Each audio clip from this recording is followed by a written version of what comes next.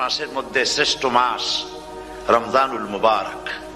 এই পবিত্র মাসকে সামনে রেখে আমরা এখানে আলোচনায় বসেছি। এই মাসটির আল্লাহ পাক এত বরকত দিয়েছেন। এই মাসটির সম্পর্কে রাসূল করিম সাল্লাল্লাহু আলাইহি ওয়াসাল্লাম আখিরি শাবানে খুতবা পেশ করেছিলেন এবং সেই খুতবায় তিনি বলেছিলেন, হে উপস্থিত জনগণ, হে মানব মণ্ডলী, আল্লাহ পাক আমাদের জন্য একটি পবিত্র মাস আমাদেরকে দিচ্ছেন, দান করেছেন, যে মাসটির নাম হচ্ছে রমাদান।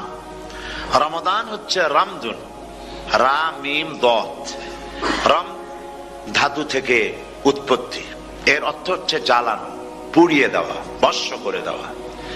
রমাদান, রমজান মুবারকে যারা নাকি সিয়াম সাধনা করে, আত্মত্যাগ করে, অর্থাৎ তিতিক্ষা, ত্যাগ এবং তিতিক্ষা করে, রমজান মুবারকে আল্লাহ পাক যেভাবে রোজা চান ওইভাবে যারা রোজা রাখে, তাদের সমস্ত গুনাহ সমূহকে আগুন যেমন আবর্জনাকে জ্বালিয়ে দেয়, রোজা যদি সঠিকভাবে কারো হয় তাহলে তার গুনাহগুলিকে এইভাবে জ্বালিয়ে ভস্ম করে দেয়। সুবহানাল্লাহ ওয়া বিহামদিহি। এই রমাদান আমাদের সামনে। আমি আমার আলোচনার শুরুতে আমি আপনাদের খেদমতে আরজ করতে চাই যে মাসটির মধ্যে আমরা প্রবেশ করতে যাচ্ছি, দুটি জিনিস আমাদের সামনে এখন। একটি হচ্ছে আমরা মাহে রমজানকে ইস্তেকবাল করতে যাচ্ছি, মাহে রমজান আমাদের সামনে। দোয়া করে নেই যে আল্লাহ পাক এই পবিত্র রমজানের সম্মান করার মতো তৌফিক আমাদেরকে দান করো, আর যেভাবে রোজা রাখলে পরে তুমি খুশি হও সেইভাবে আমাদেরকে রোজা রাখার তৌফিক দান করো, বলি আমিন। এটি হচ্ছে সর্বশ্রেষ্ঠ মাস আল্লাহ পাক মুসলমানদের জন্য দান করেছেন। আবারও বলি আলহামদুলিল্লাহ। কোরআন শরীফের মধ্যে আল্লাহ সমস্ত ইবাদতের কথা বলেছেন, কিন্তু ডিটেইলস আলোচনা করেন নাই। হজ করতে হবে, কিন্তু উকুফে আরাফা করতে হবে, রমিয়ে হিজার করতে হবে, রমিয়ে জিবার করতে হবে, তারপরে 7 বার তাওয়াফ করতে হবে, সাফা মারওয়া সাই করতে হবে। এগুলি কিন্তু কোরআন শরীফে আসে নাই, ডিটেইলস আসে নাই। নামাজ পড়তে হবে, কিন্তু জোহরে কয় রাকাত, আসরে কয় রাকাত, মাগরিবে কয় রাকাত, এই রাকাতগুলি কিভাবে বিন্যস্ত করতে হবে কোরআন শরীফে তা আসে নাই, বর্ণনা করা হয়নি। যাকাত দিতে হবে, কিন্তু কত টাকা হলে কত টাকা দিতে হবে, কত মন ধান হলে কতটুকু দিতে হবে, কত ছাগল হলে, কত গরু হলে, কত পরিমাণ সোনা হলে, কত পরিমাণ রৌপ্য মজুদ থাকলে যাকাত দিতে হবে, এর বিস্তারিত বিবরণ কোরআন শরীফে আসে নাই। চিন্তা হতে পারে যে তাহলে এগুলো আমরা পাইলাম কই? আমরা পেয়েছি কোরআনের ব্যাখ্যা হচ্ছে রাসূল করিম সাল্লাল্লাহু আলাইহি ওয়াসাল্লাম। হুজুর এটাকে আমাদেরকে বলে দিয়েছেন, তিনি শারে ছিলেন, শরীয়ত প্রণেতা ছিলেন। তো সমস্ত ইবাদতকে আল্লাহ পাক সংক্ষেপে সংক্ষেপে তিনি আউটলাইন অথবা গাইডলাইন তিনি দিয়েছেন আল্লাহ পাক। রমজান মুবারক হচ্ছে একমাত্র ইবাদত যে রমজান সম্পর্কে আল্লাহ পাক ডিটেইলস পূর্ণ একটি রুকু আল্লাহ পাক আলোচনা করেছেন। সুবহানাল্লাহ। রোজা শুরু করবেন কোনখান থেকে, শেষ করবেন কোথায় গিয়ে, সফরে প্লেনে যখন চলবেন তখন আপনার রোজার অবস্থা কি হবে, যদি দেশে যান তখন কি হবে, অসুস্থ হলে কি হবে, কিভাবে রোজা রাখবেন, কিভাবে রোজা ভাঙবেন, তারপরে কখন শুরু হবে, কখন কি হবে ইত্যাদি বিস্তারিত বিবরণ। রোজার মতো করে এত অন্য কোন ইবাদতের ব্যাপারে আল্লাহ এতটা বলেন নাই যতটা বলেছেন রোজার ব্যাপারে। তাহলে নিশ্চয়ই বুঝতে পারছেন রোজাটা অত্যন্ত গুরুত্বপূর্ণ ইবাদত। সবটাই গুরুত্বপূর্ণ, কিন্তু রোজাটা আল্লাহর কাছে বেশি গুরুত্বপূর্ণ। সুবহানাল্লাহ। আচ্ছা, বেশি গুরুত্বপূর্ণ কেন সে কথা কি বলবো? অবশ্যই বলবো। বেশি গুরুত্ব এই কারণে, আল্লাহ পাক বলেছেন, এটা হচ্ছে হাদিসে কুদসি। আল্লাহ পাক বলেছেন, আস-সাওমু লি ওয়া আনা আজজি বিহি। অন্য রিওয়ায়াতে এসেছে ওয়া আনা উজজা বিহি।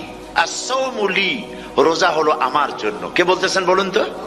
আল্লাহ পাক বলছেন রোজা হচ্ছে আমার জন্য, রোজার পুরস্কার আমি দেব। অন্য বর্ণনায় এসেছে রোজা আমার জন্য আর রোজাদারের পুরস্কার আমি আল্লাহ নিজেই পুরস্কার। সুবহানাল্লাহ, সুবহানাল্লাহ।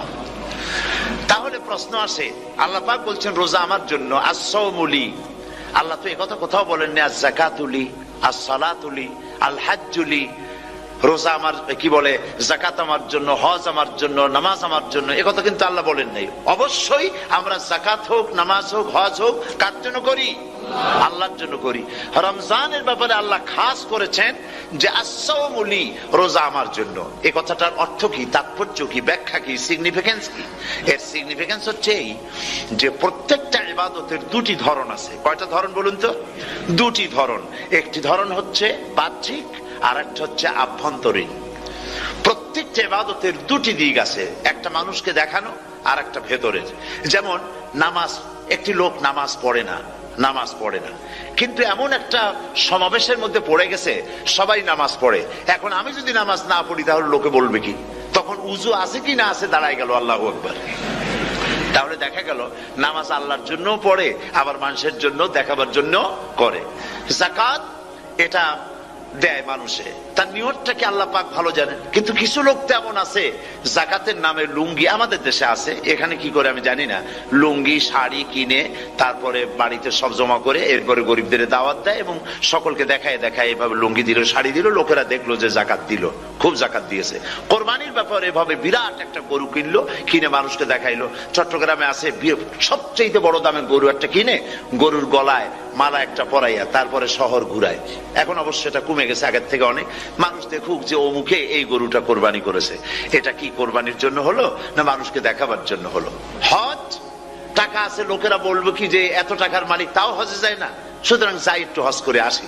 তাহলে হজ করা গেল, আবার মানুষকে দেখাবার জন্য করলো। দুটি জিনিস আছে। কিন্তু একমাত্র রোজা যদি কেউ রাখে মানুষকে দেখাবার জন্য, সকাল থেকে শুরু করে সন্ধ্যা পর্যন্ত না খাইয়া কোনো পাগলও থাকবে না। বলেন আপনারা ঠিক কিনা?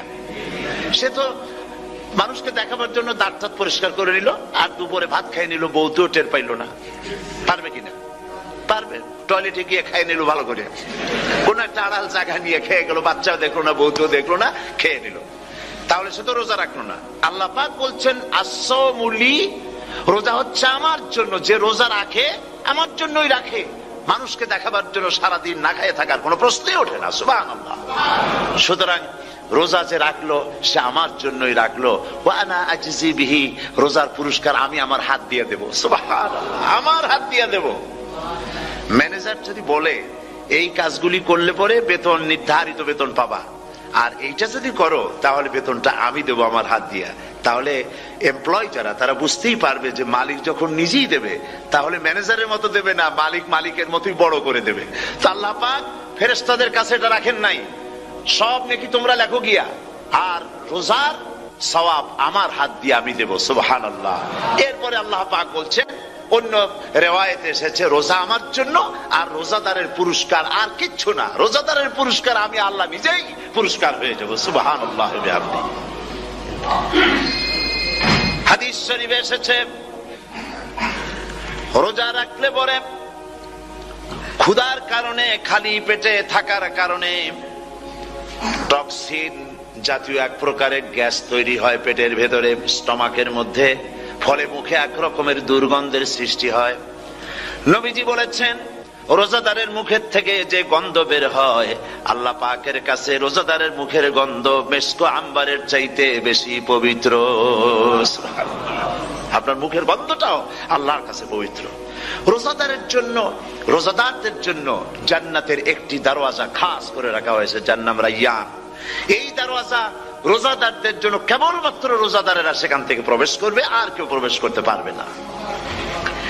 এই রোজাদারদের সম্পর্কে আল্লাহ পাক বলেছেন, হাদিস শরীফে এসেছে, বুখারী শরীফের হাদিস, রাসূল করিম সাল্লাল্লাহু আলাইহি ওয়াসাল্লাম বলেছেন, লিস-সায়েমে ফারহাতান, ফারহাতুন ইনদা ফিতরিহি ওয়া ফারহাতুন ইনদা লিকাই রাব্বিহি।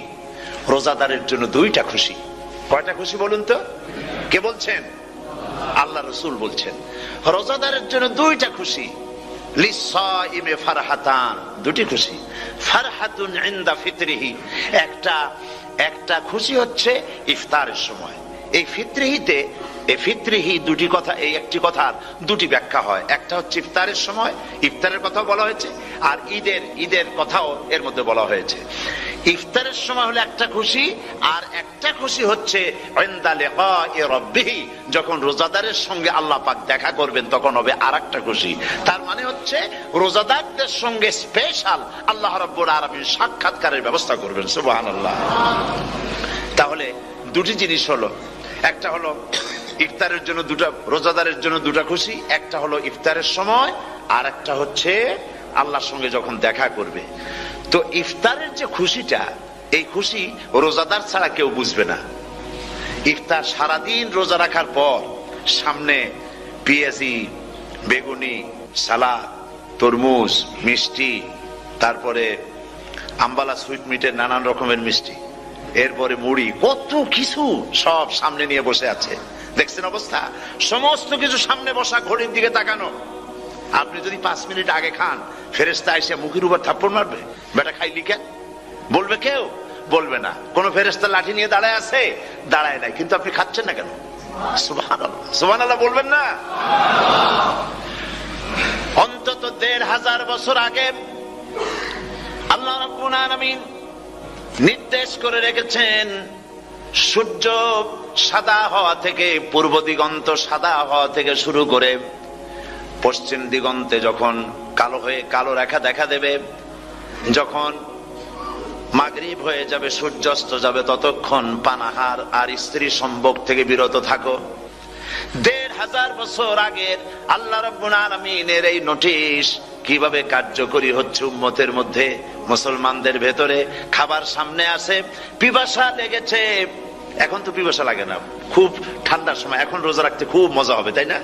খুব মজার রোজা। কিন্তু এই রোজা যখন জুন মাস আর জুলাই মাসে আসবে, তখন টের পায় মানুষ রোজা কাহাকে বলে। প্রচন্ড পিপাসা, সামনে সব খাবার পড়ে আছে, একটা খাবারের দিকে রোজাদারের হাত যায় না, ঘড়ির দিকে তাকায় আর চুপ করে বসে বসে আল্লাহর জিকির করতে থাকে। আল্লাহ কয়, ফেরেশতারা দেখ, এই বান্দা বানাইতে নিষেধ করছিলি। সুবহানাল্লাহ। আল্লাহ খুশি হয়ে যান। রোজাদার অপেক্ষা করতে থাকে, ঠিক যখন কাটায় কাটায় সময়টা এসে গেছে, তখন আল্লাহর নাম করে খুরমা দিয়ে, পানি দিয়ে ইফতার শুরু করে দিল। আল্লাহ পাক খুশি হয়ে গেলেন। এই যে ইফতার, সারাদিন রোজা রাখা ইফতার করায় যে মজা, রোজা রাখলো না এরকম লোকেরাও কিন্তু ইফতার করে, করে না? পুরান ঢাকায় আছে, ঢাকার তো কয়েকটা এলাকা আছে, পুরান ঢাকার লোকেরা নাকি বলে যে, যারা রোজা রাখে না তারা বলে যে, রোজা না রাখে একরকম পাপ করছি, আর ইফতার না করে কবিরা গুনাহ করবো নাকি, ইফতার তো করাই লাগবে। তো খুব মজা করে ইফতার করে তারা। তো সারাদিন রোজা রেখে পেঁয়াজি, ছোলা, বুট, মুড়ি খাওয়ায় যে মজা, সারাদিন ভাত খাইয়া তারপরে ইফতারে শরীক হওয়া, ছাগলে ঘাস খাইলে যেমন লাগে ওইরকম তার মুখে লাগে, এই মজা পাবে না। রোজাদারের যে মজা লাগে সেই মজা সে পাবে না। সারা মাস রোজা থাকার পর, আল্লাহর হুকুম সারা রাত রোজা রাখার পর, তারপরে ঈদের দিনে জামা কাপড় পরিষ্কার করে, শেরওয়ানি গায়ে লাগাইয়া, পাঞ্জাবি পরে, আতর মেখে, এরপরে ঈদের জামাতে যখন দাঁড়ায় যায়, সে যে মজা পায়, সারা মাস রোজা রেখে ঈদের জামাতে গিয়ে সে যে মজা পায়, যে রোজা রাখলো না, ঈদের দিনে খুব জামা, পাজামা, সেন্ট এগুলো মেখে টেকে প্রথম কাতারে গিয়ে দাঁড়ায় গেছে, ও সেই মজা পাবে না। ওর মনের মধ্যে একটা চোর চোর ভাব থেকেই যায়। সে মনে মনে ভাবে, এই জামাত আমার না, জোর করে আসছি, এখানে দাঁড়াবার যোগ্যতা আমার নাই। মনের মধ্যে সে একটা অপরাধী ফিল করে, সে ফিল করতে থাকে। সুতরাং রোজাদারের জন্য দুইটা খুশি, একটা হচ্ছে ইফতারের সময়, আর একটা খুশি হবে যখন আল্লাহ তাদেরকে দেখা দেবেন। সুবহানাল্লাহ। এই রোজা আল্লাহ পাক দান করেছেন। আচ্ছা, কি জন্য রোজা আমাদের দিলেন?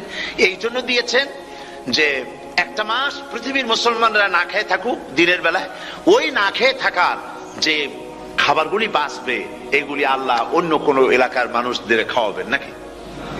এই জন্য করেছেন রোজা, এজন্য করেন নাই। রোজার ফজিলত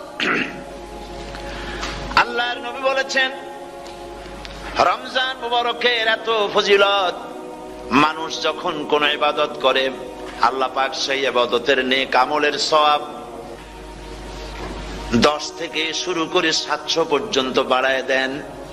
10 থেকে শুরু করে 700 করে 700 বাড়ায় দেন, ইল্লা সাওম, রোজা ছাড়া। নবীজি বলেছেন রমজান মুবারকে কেউ যদি একটি নফল কাজ আদায় করে, একটি নফল ইবাদত করে, অন্য মাসের একটি ফরজ আদায় করার সওয়াব আল্লাহ পাক নামায়ে আমলে দিয়ে দিবেন। রমজান মুবারকে কেউ যদি একটি ফরজ আদায় করে, অন্য মাসের 70টি ফরজ আদায় করার মতো সওয়াব আমলনামায় আল্লাহ দিয়ে দিবেন। সুবহানাল্লাহ। এই মাস আমাদের সামনে। আল্লাহু আকবার বলি, আল্লাহু আকবার বলি, আলহামদুলিল্লাহ। এই পবিত্র মাস আমাদের সামনে। এই মাসে এত সওয়াব, নফল হয় ফরজের মতো, আর ফরজ হয় 70টা ফরজের মতো। এত সওয়াব কেন হইল? আমরা না খেয়ে থাকি সেই জন্য নাকি? বলতে পারেন কেন হলো? একটি কারণ, শাহরু রমাদান আল্লাযী উনজিলা ফীহিল কুরআন। সুবহানাল্লাহ বলবেন না? এই রমজান মাস হচ্ছে সেই মাস যে মাসে আল্লাহ রাব্বুল আলামিন কোরআনে কারীমকে নাজিল করেছেন। এই মাসের মধ্যে একটি রাত আছে, খায়রুম মিন আলফি শাহর, যে রাতটি 1000 মাসের চাইতে বেশি গুরুত্বপূর্ণ আল্লাহর কাছে। সুবহানাল্লাহ। একটি রাত 1000 মাসের চাইতে গুরুত্বপূর্ণ। 1000 মাস ক্যালকুলেটর দিয়ে হিসাব করলে দেখা যায় যে 1000 মাসে 83 বছর 4 মাস হয়। তাহলে তার অর্থ কি এই যে একটানা 83 বছর 4 মাস ইবাদত করলে যে সওয়াব হবে, এই রাত্রে ইবাদত করলে সেই সওয়াব হবে? হতে পারে, এরকম হতে পারে, কিন্তু ব্যাখ্যাটা কি? ব্যাখ্যাটা হচ্ছে আরবিতে আলফুন শব্দ দিয়ে 1000 বোঝানো হয় না। আরবিতে যখন আলফুন বলা হয় তাহলে বোঝা যায় সংখ্যাধিক্য, বিপুল সংখ্যা, হাজার হাজার হাজার হাজার, থাউজেন্ডস এন্ড থাউজেন্ডস। এইটাকে বোঝাবার জন্য আরবিতে ব্যবহার করা হয় আলফুন, হাজার হাজার। তাহলে আল্লাহ কি বুঝাতে চাচ্ছেন? আল্লাহ রাব্বুল আলামিন তিনি আয়াত দ্বারা বুঝাতে চান, এর ব্যাখ্যা হচ্ছে এই পৃথিবীর মানবতার কল্যাণের জন্য, এই পৃথিবীর মানুষের ভালাইয়ের জন্য, মঙ্গলের জন্য হাজার হাজার মাস ধরে এই পৃথিবীর মানুষের যে কল্যাণ হয় নাই, এই রমজান মুবারকে একটা রাত আছে যেই রাতে আল্লাহ রাব্বুল আলামিন মানবতার সেই কল্যাণ করেছেন। সেই কল্যাণ কি দিয়ে করেছেন? শাহরু রমাদান আল্লাযী উনজিলা ফীহিল কোরআন, কোরআন নাজিল করে পৃথিবীর মানুষকে সেই কল্যাণ আল্লাহ দিয়েছেন। সুবহানাল্লাহ। বন্ধুগণ, কোরআন, কোরআন কি নিয়ামত আমাদের কাছে! সেই নিয়ামতকে আমরা চিনলাম না, আমরা বুঝতে পারলাম না কত বড় নিয়ামত আল্লাহ আমাদের দান করেছেন। এই কোরআন যেন আপনি শুনতে পারেন, পড়তে পারেন, বুঝতে পারেন, সেই জন্য আল্লাহ রাব্বুল আলামিন শরিয়াত কি সুন্দর ব্যবস্থা করেছে। কোরআন শোনার জন্য রমজান মুবারকে তারাবিহের নামাজের ব্যবস্থা করা হয়েছে। সুবহানাল্লাহ, সুবহানাল্লাহ। যারা সব সময় পড়তে পারেন না, কোরআন তেলাওয়াত জানেন না, অথবা সারা বছরও এক খতম কোরআন শরীফ পড়া হয় না, শরিয়াত কি সুন্দর বিধান করলো যে আপনি যেন 30 পারা কোরআন শরীফ শুনতে পারেন। এই ব্যবস্থা তারাবিহের নামাজের মধ্যে শরিয়াত করে দিয়েছে। আলহামদুলিল্লাহ, আলহামদুলিল্লাহ। যাদের টাকা কড়ি আছে আমি তাদেরকে অনুরোধ করব, যদি পারেন তাহলে মেহেরবানি করে রমজান মুবারকে উমরা পালন করবেন। আমি উমরার নিয়ত করে এসেছি, ঢাকা থেকে উমরার নিয়ত করে এসেছি, আপনাদেরকে দেখে গেলাম। আর আমি এখান থেকে ডাইরেক্ট মদিনা মুনাওয়ারায় চলে যাব ইনশাআল্লাহ। লাইলাতুল কদর পর্যন্ত হারামাইনুশ শরীফাইনে কাটাতে চাই, নিয়ত করেছি। আপনারা দোয়া করুন আল্লাহ যেন কবুল করেন। কি মজা যখন আপনি হারামাইনুশ শরীফাইনে যখন তেলাওয়াত শুনবেন, আপনার কাছে মনে হবে যেন কোরআন শরীফ নাজিল হতেছে। সুবহানাল্লাহ। সেখানে তো নামাজের পরে হাত তুলে মুনাজাত করা হয় না, শুধুমাত্র রমজান মুবারকে বেতেরের নামাজের মধ্যে ইমাম সাহেব হাত তুলে মুনাজাত করেন। গত বছর রমজান মুবারকের লাইলাতুল কদরে আমি ছিলাম, গত কয়েক বছর ধরে আল্লাহ যাওয়ার তৌফিক দিয়েছেন দয়া করে। সেখানে লাইলাতুল কদরে পত্রিকাগুলি লিখেছে 30 লাখের উপরে লোক ছিল মক্কা শরীফের, হারাম শরীফে 30 লাখের উপরে। যখন তেলাওয়াত হচ্ছে, মুনাজাত করতেছেন ইমাম সাহেব কাঁপতেছেন, মোনাজাত করতেছেন, কাঁদতেছেন, আর গোটা হারাম জুড়ে কান্নার রোল পড়ে গিয়েছে। কিভাবে কাঁদতেছেন?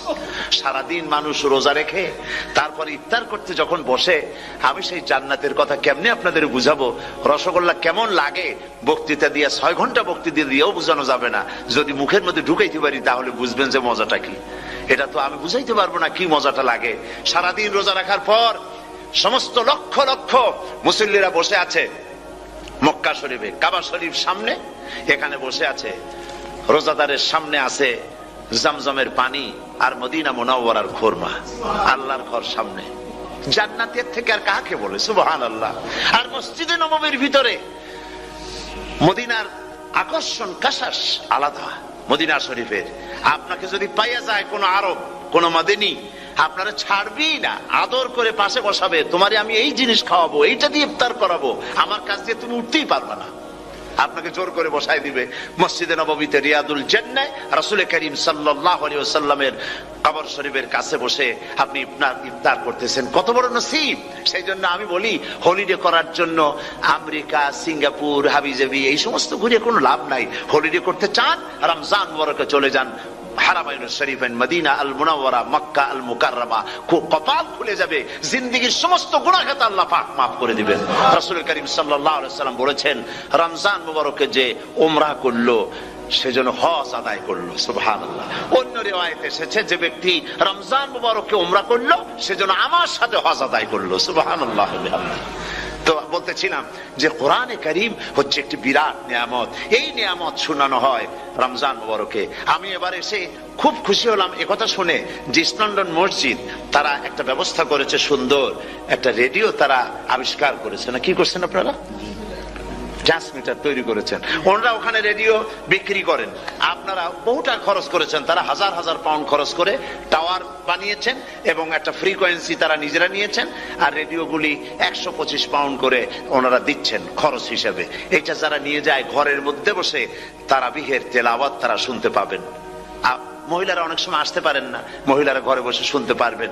ওই ইস্ট লন্ডন মসজিদে যত ওয়াজ হবে, তেলাওয়াত হবে, নামাজ হবে, আজান হবে, ওয়াজ হবে, জিকির হবে, সব আপনার ঘরে বসে আপনি শুনতে পারবেন। আল্লাহ রাব্বুল আলামিন এই ইকদামকে, এই পদক্ষেপকে আল্লাহ কবুল করুন, সবাই বলেন আমিন। এবং প্রত্যেকের ঘরে ঘরে এই রেডিও পৌঁছে যাক, আমরা বলি আমিন। আল্লাহ যেন কবুল করেন।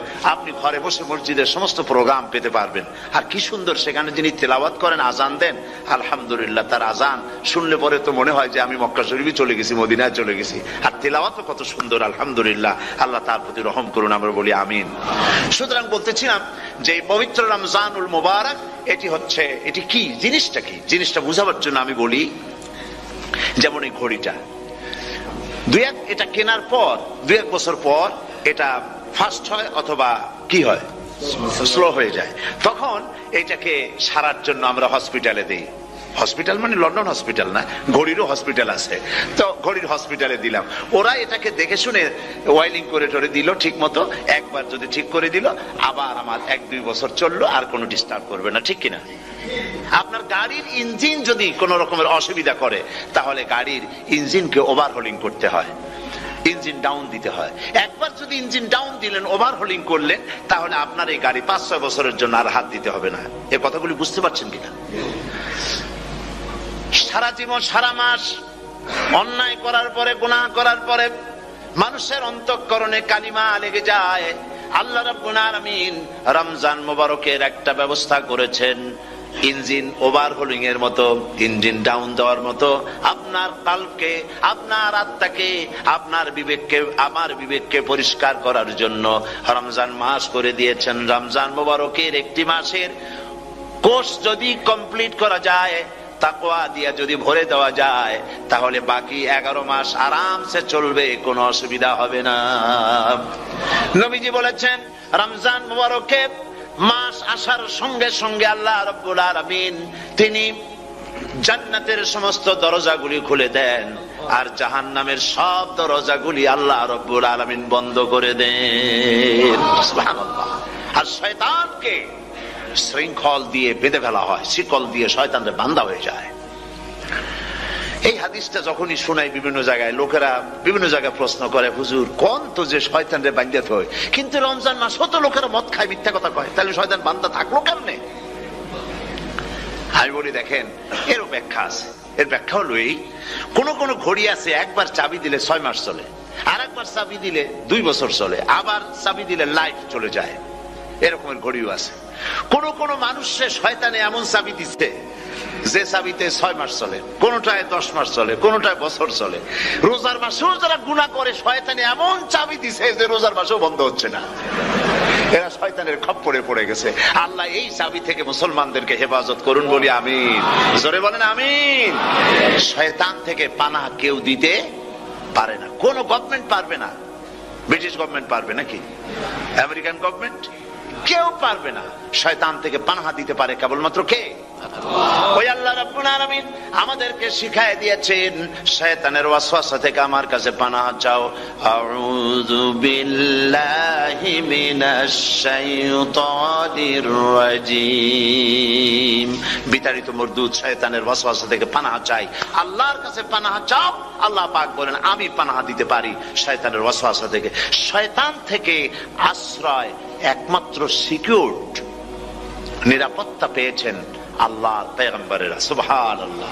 আম্বিয়া আলাইহিমুস সালাম তারা আল্লাহ কর্তৃক নিয়ন্ত্রিত। শয়তানের ক্ষমতা নাই পয়গম্বরদের কাছে যাওয়া। চতুর সীমানার ভেতরে শয়তান প্রবেশ করে কোন নবীকে ওয়াসওয়াসা দিতে পারবে না, বলি সুবহানাল্লাহ। এই জন্য শয়তান থেকে বেঁচে যাওয়া, শয়তানের ওয়াসওয়াসা থেকে বাঁচা খুবই কঠিন। সেই জন্য আল্লাহ পাক বলছে শয়তানকে বেঁধে রাখা হয়, জান্নাতের সমস্ত দরজা খোলা, জাহান্নামের সমস্ত দরওয়াজা বন্ধ হয়ে যায়। এই নিয়ামতের মাস আমাদের সামনে। প্রত্যেকটি যখন কোন ওয়ার্কশপ হয় তো ওয়ার্কশপের জন্য এক একটা কি বলে সিলেবাস থাকে। রমজান মুবারক একটা ওয়ার্কশপ। এই ওয়ার্কশপের মধ্যে একটা সিলেবাস আছে, সেই সিলেবাসের নাম হচ্ছে কোরআন। কোরআন কোরআন কোরআন নাজিলের মাসে আমরা কি কোরআন তেলাওয়াত করি? বলেন।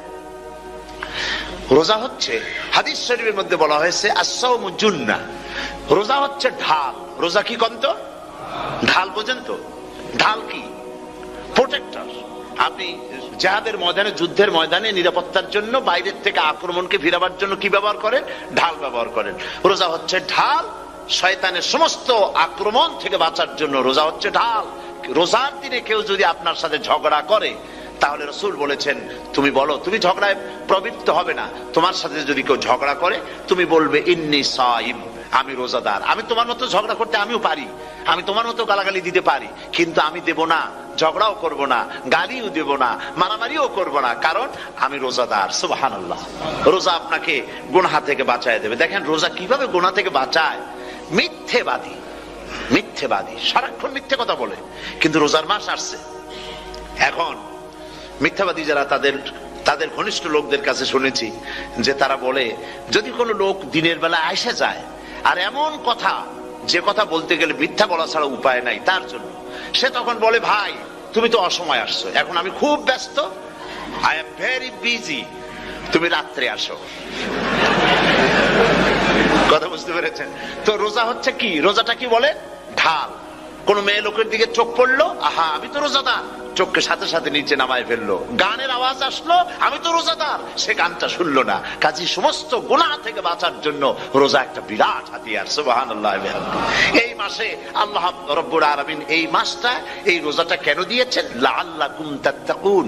ইয়া আইয়ুহাল্লাযীনা আমানু কুতিবা আলাইকুমুস সিয়ামু কামা কুতিবা আলাল্লাযীনা মিন ক্বাবলিকুম লাআল্লাকুম তাত্তাকুন। হে বিশ্বাসীরা, তোমরা যারা ঈমান এনেছো শোনো, আমি রোজাকে তোমাদের জন্য ফরজ করেছি যেমন করে ফরজ করেছিলাম তোমাদের পূর্বপুরুষদের উপরে। রোজা শুধু আমাদের উপরে ফরজ হয়েছে তা না, আমাদের আগে যারা যেসব নবীরা আসছিলেন তাদের উপর রোজা কি ছিল? ফরজ ছিল।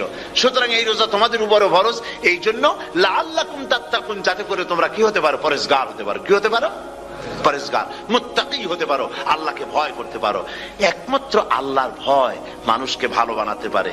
একটা মানুষ জান্নাতে যাওয়ার জন্য, জাহান্নাম থেকে বাঁচার জন্য একটা জিনিস, কয়টা জিনিস বলেন? একটি জিনিস যদি ভেতরে থাকে তাহলে সমস্ত গুনাহ থেকে বাঁচতে পারে। আর একটি জিনিস যদি না থাকে তাহলে এমন কোন কাজ নাই পৃথিবীতে যা সে করতে পারে না। সেই কাজটার নাম কি? তাকওয়া। সবাই বলেন কাজটার নাম কি? তাকওয়া। যদি ভেতরে আল্লাহ পাকের ভয় থাকে, রব্বুল আলামিন আমাকে দেখছেন, তিনি আমাকে শুনতেছেন, এই ভয় যদি অন্তঃকরণের ভিতরে থাকে, তাহলে এই লোকটি কোনো গুনাহের কাজ করতে পারবে না, মিথ্যা বলতে পারবে না, ওজনে কম দিতে পারবে না, খাদ্যে ভেজাল দিতে পারবে না, শয়তানি বদমাশি করতে পারবে না। আর যদি এই জিনিসটির অভাব থাকে, যদি তাকওয়া না থাকে, তাহলে সমস্ত অন্যায় কাজ সে করতে পারবে। এই জন্য আল্লাহ রাব্বুল আলামিন বলেন, রোজা এই জন্য দান করেছে যাতে করে, রোজার মাস এই জন্য দিলাম, লাআল্লাকুম তাত্তাকুন, তোমাদের ভিতরে তাকওয়ার সৃষ্টি হয়। এই ওয়াজ আমি আপনাদের সামনে অনেকবার করেছি। হযরত ওমর রাদিয়াল্লাহু তাআলা আনহু রাতের বেলায় ঘুরতে ঘুরতে দেখেন এক বাড়িতে আলো জ্বলছে, শেষ রাত। এই রাত্রে বাড়িতে আলো জ্বলে কেন? ভাবলেন কোন অসুখ বিসুখ হলো নাকি। তো উনি কাছে গেছেন, গিয়ে কান পেতে শুনতেছেন। বাড়ির মালিক বুড়ি তার যুবতী মেয়েকে ডেকে বলছে, মা ওঠো, তাড়াতাড়ি ওঠো। কেন? কয় যে সকাল তো হয়ে গেল, দুধ দই এনেছি আমি, দুধ এনে রাখছি, এখন তুমি পরিমাণ মতো সবটা পাত্রে পানি দিয়ে ভরে দাও, তাহলে ওজন বেশি হবে আর আমরা ভালো লাভ করতে পারবো। মেয়ে বলছে, মা তুমি বলো কি, এটা আমার দ্বারা সম্ভব না। কেন সম্ভব নয়? হযরত ওমর এক ফরমান জারি করেছেন, তিনি বলেছেন পানিতে দুধের মধ্যে পানি মিশাতে নিষেধ করেছেন। তাছাড়া রাসূল করিম সাল্লাল্লাহু আলাইহি ওয়াসাল্লাম খাদ্যদ্রব্যে ভেজাল দিতে নিষেধ করেছেন। কাজী হযরত ওমরের এই নির্দেশকে আমি অমান্য করতে পারবো না। মা বলছে, দেখো ওমর এখন তো ঘুমাইতেছে, এত রাত্রে তিনি কি এখানে আসছেন নাকি আমাদের এই কারবার দেখতে, তুমি পানি মিশাও ইচ্ছে মতো।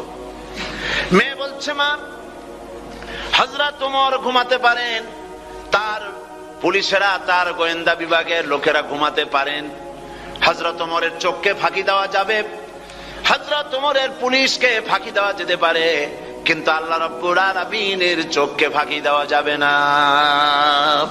আমার পক্ষে সম্ভব নয়, আমি দুধে পানি মিশাতে পারবো না। হযরত ওমর রাদিয়াল্লাহু তাআলা চলে গেলেন, গিয়ে তার ছেলেকে ডেকে বললেন, ছেলে আমি তো এখন বুড়া হয়ে গেছি, আমার বিয়ের বয়স নাই, আমি একটা মেয়ের খোঁজ নিয়ে আসছি, যদি আমার বয়স থাকতো এই মেয়েটার আমি বিয়ে করতাম। সুবহানাল্লাহ, সুবহানাল্লাহ। তো এই মেয়েটা তুমি খোঁজ নাও, যদি বিয়ে না হয়ে থাকে তুমি প্রস্তাব দাও বিবাহের। কি সৌন্দর্য তিনি দেখলেন মেয়েটার মধ্যে, স্বাস্থ্য, রূপ, যৌবন, কি দেখলেন? তাকওয়া। জোরে বলেন না, কি দেখলেন? তাকওয়া।